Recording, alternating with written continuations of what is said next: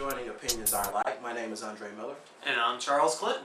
And today, in this episode, we're going to discuss the Black Lives Matter movement, police brutality, white supremacy. We're going to go through the whole thing. Yes. As best we can. We're going to start off with, there's been a whole bunch of incidents going on. Police killing black men. We'll just say it for what it is. Yes. And a younger black man too, Tamir Rice, really 12 years old. Really, in my opinion, the incident that drives it home strongest to me is Tamir Rice, which recently, this happened about almost 2 years ago when he was playing with a toy gun at a gazebo in a park, and they called the police on him, and the police just showed up and shot him within 2 seconds. Yes. And not even 2 seconds, quite possibly. But that has really kind of encapsulated why this movement has become such a prevalent, force in politics right now. Yes, I totally because, agree. when you have a 12-year-old child getting killed by police, it doesn't matter that he had a toy gun, in my opinion. The fact that he was just a child just fooling around, that should not justify deadly force. And the fact that the grand jury was convened and chose not to indict the officer even for manslaughter for that, that's ridiculous. And that really, I understand why people are upset about this. I'm very upset. I think he didn't have to die that day. If the police had have done their job, freeze, wait to see what happens, and then, do the rest of their job. I mean, they came out guns a-blazing. The 12-year-old kid. I mean, that's incredible. And the guy the police officer that shot him, his name is Timothy Loman. He worked in the police force in Independence, Ohio, if I'm not mistaken. Yeah. And, they said that he was deemed emotionally unstable and unfit for duty. Now, if he was deemed that, why does he have a job in the Cleveland Police Department? Tell me that. I can't, justify anything with that case, and I don't understand why he never got even charged. No indictments. I'm at the very least, from what I've heard, I don't know if this is true, but I've heard that he's been removed from the Cleveland Police Department, and I'm glad for that, but I think there should have at least been some charges brought. And I think that brings in a point about how there needs to be some accountability in police departments, because we have had a lot of incidents where officers are killing people and they are not facing any charges. Yeah.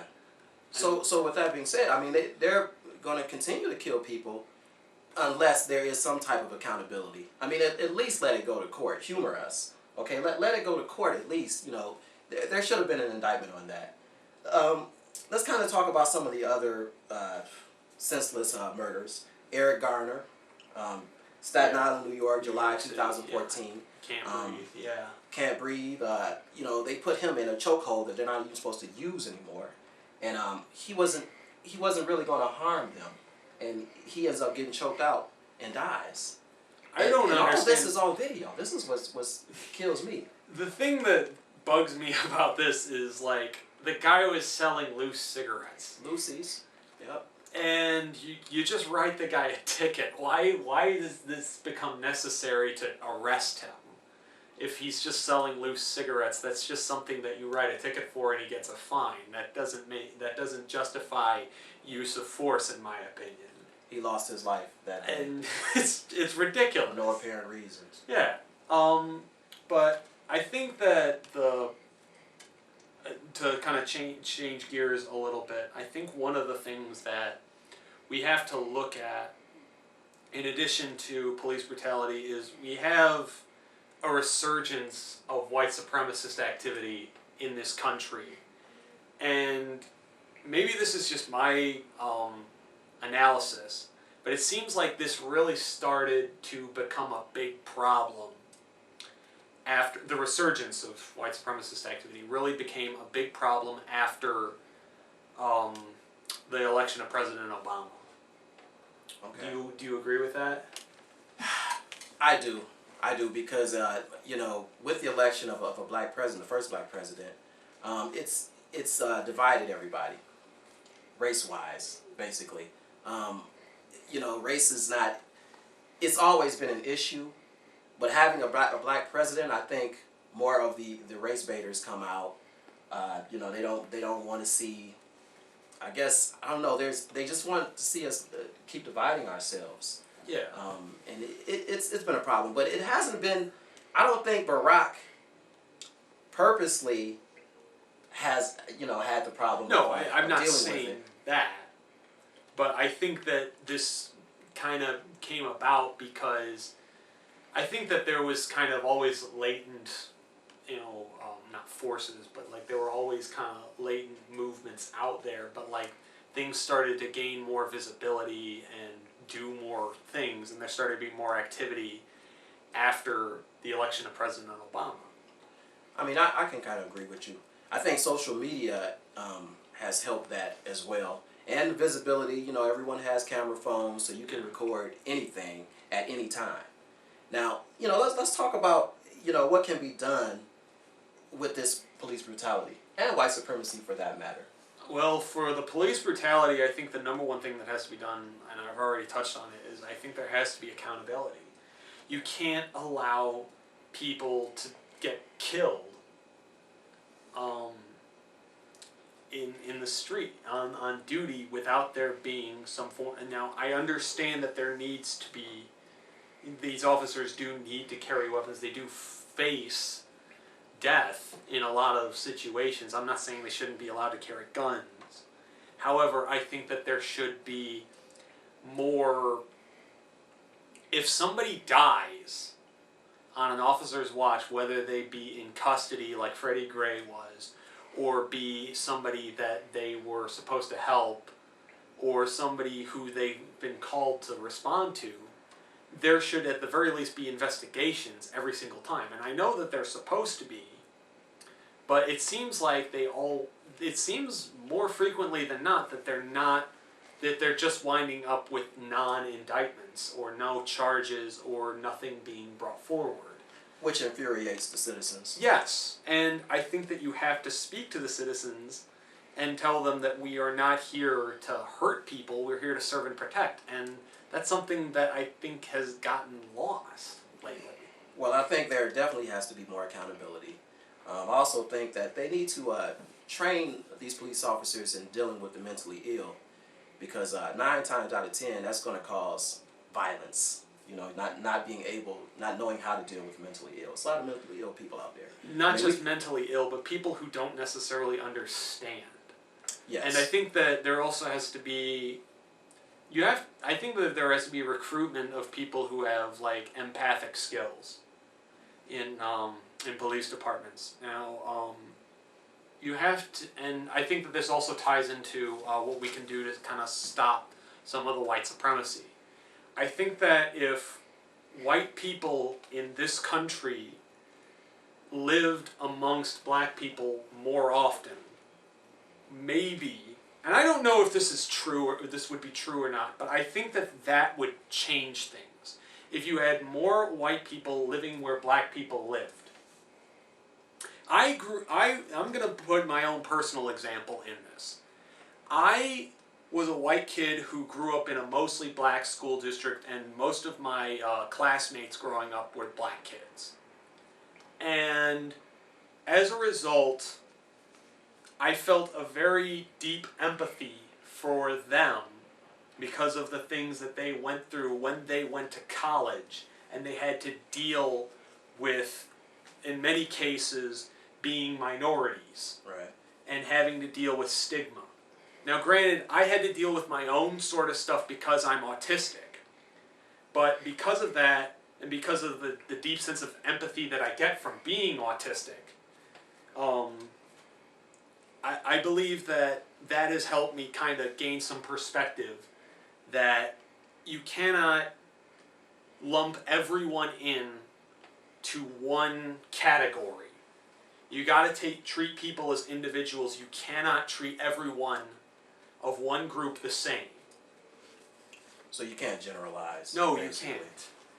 Well, I think with the white supremacy thing, I think one of the things that people of color need to do is we have to get with the group economics. Okay, we have to start owning different things because right now we're just here. We don't really.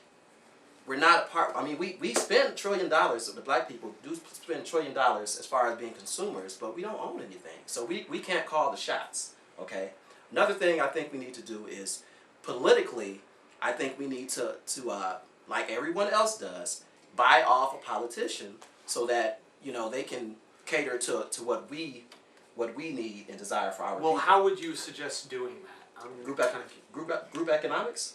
Yeah, put your money together. Both of what you're saying. Buy black.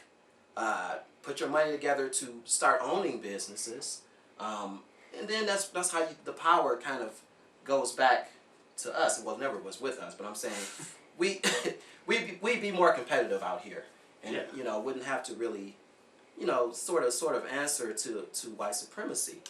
But at the same time, don't you think there should also be more outreach between the two communities as well?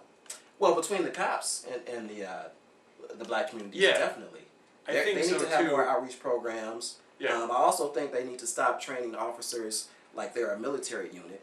Oh yes. I mean that's ridiculous. Yeah, they're always thinking shoot first before anything. There's an excess of military equipment from the last two wars that we fought that has wound up in the hands of police departments all over this country.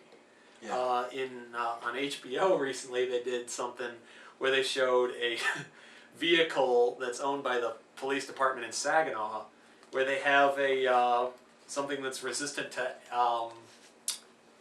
an IED. And it's like, you're not going to be facing an IED in Saginaw. Right. That's ridiculous. Well, I think another thing that we all should do is get out and vote locally. Because some of these prosecutors that chose not to indict, they wouldn't even be in office if people hadn't have gotten out and voted. And really tried to see what this prosecutor was about, what his history was, and everything. I think that is.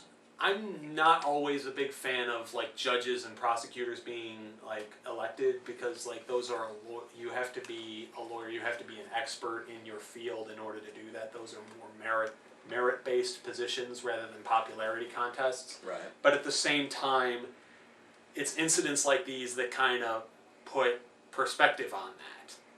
You do need to be because you're in a public office. You do need to be You need to answer to the people, number one. Mm-hmm. And I think that if Kim Worthy let somebody do that here in the Detroit area, right? People would not allow her to come back as county prosecutor. I don't think that would happen. I think that there would be pretty big outrage. But that's just me. And well, look, another thing I think that they need to do as far as the police officers, increase their salary. Maybe have more. I don't know about that. I mean, that's a tough job now. It is, but will that just make them more? Will that just justify some of the? Well, what I'm saying is based on merit. Okay, you do a certain thing, you do your job basically, and you receive extra yeah, pay.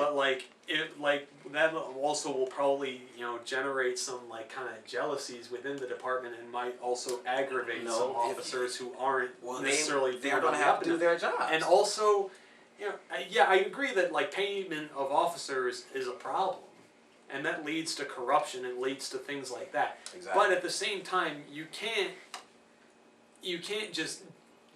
There has to be more than just financial incentive in it. Well, that's not all. I got more. I have a lot more. More non-lethal weapons. Like for the police officer. Or mace or something like that? No, a gun that maybe shoots rubber bullets. Okay. Just to apprehend the suspect, not kill them. You know what I mean? Also, reward good service. That's based on merit, basically. Integrity. You know, I mean, if you don't have integrity, a lot of departments do talk and I don't know about, how they're going to measure that anyway. yeah, Go ahead. but like a lot of departments talk about this. I think it's just a matter of like trying to play. I think it's the fact that there's been so much that's been in the media lately as well.